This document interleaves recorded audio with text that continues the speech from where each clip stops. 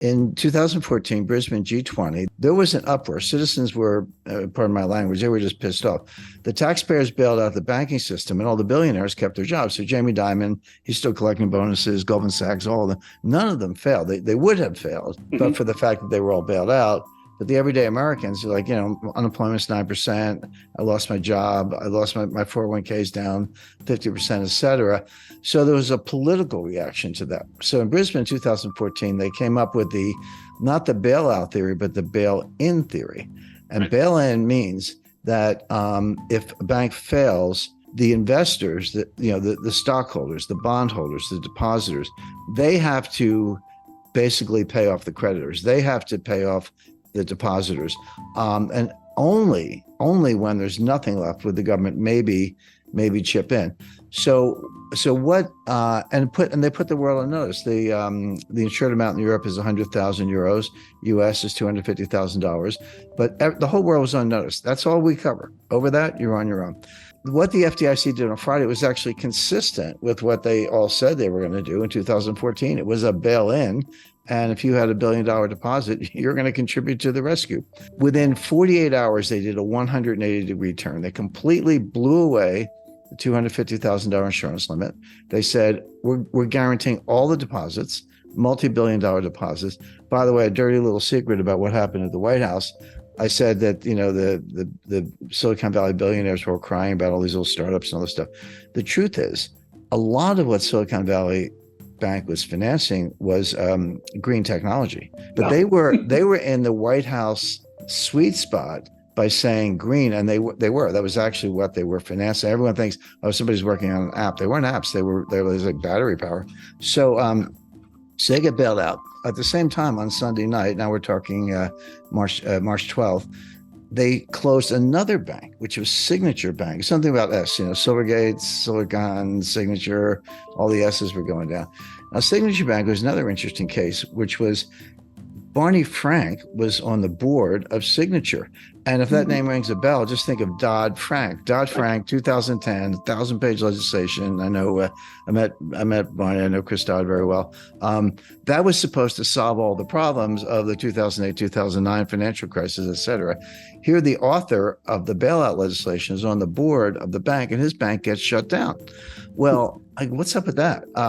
They bought government bonds. And when interest rates went up from 10-year note, treasury note yield to maturity went from 1 3/4 to 4, all those bonds lost 80% of the value. That's what happens on long duration bonds.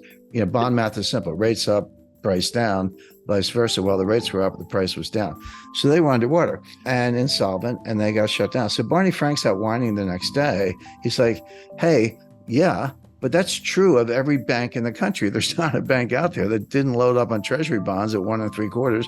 They're all underwater. They're all insolvent. And by the way, the Fed announced a facility, but basically what they said was, if you're a member bank and you have treasury securities that are where the mark-to-market value is below par, so you paid 10 million, but they're only worth 8 million. And that was the case across the board. So they get trillion dollars or more of bonds that were in that category. You can deliver them to us, and we will lend you for 1 year the face value. So you're putting up 80 cents of collateral, but you're getting a 100-cent loan. I said, I got a 15-year-old car. Will you lend me what I paid for it? Because it's a lot more than it's worth now. But that's what they did. So now my head's spinning. I'm like, well, I get all this stuff, but I'm like, oh, so you just guaranteed every deposit in the banking system without limit, and you just guaranteed every treasury bond at par value without limit. What's left? What else do you have in your bag of tricks? Because you don't have it. There's nothing else you can do. Go back to 2008, they guaranteed every money market fund in the country. So, but here's Barney Frank whining, hey, yeah, my bank was in trouble, but so was every bank in the country.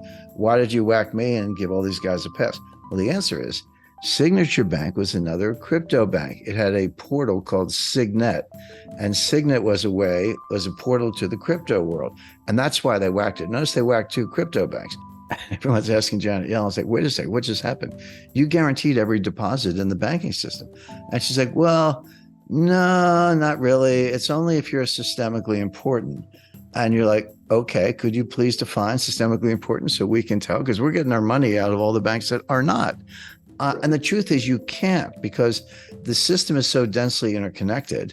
And this is why they say financial contagion. I mean, it's a metaphor, but actually the mathematics of a viral spread. We just went through a pandemic, but this has been true, for as long as it's been studied. The mathematics of viral contagion are identical to the mathematics of financial contagion. The equations are the same, the way it spreads. And of course, Janet Yellen can't define systemically important. Number one, they try, but they can't. Number two, I don't care how small you are. If you're a small bank and there's a run, the guy across the street, he's getting his money out of that bank. And again, it's like COVID. It's like it just keeps going until the system collapses, which means by definition, just by the dynamics, there's no such thing as a bank that's not systemically important, because they're all connected. Even the little banks are borrowing from the big banks, et cetera. So Janet Yellen hemmed and hawed and didn't have a good answer. She never does. She's not that bright.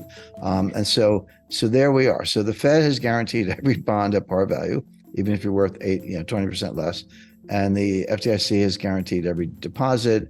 And Janet Yellen can't give you a good definition of what's covered and what isn't. Okay. Now a week goes by.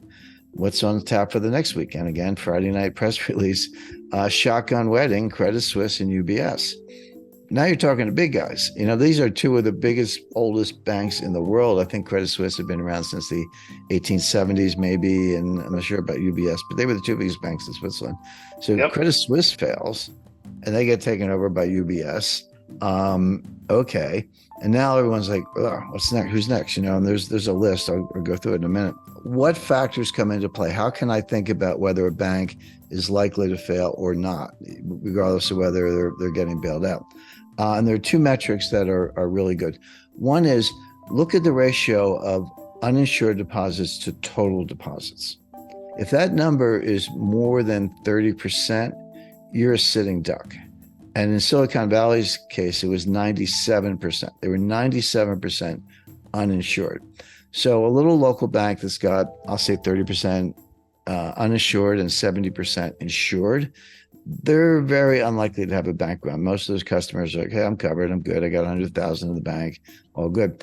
But when you're up north of 30, certainly north of 50, 70, 80, 90, you're an accident waiting to happen.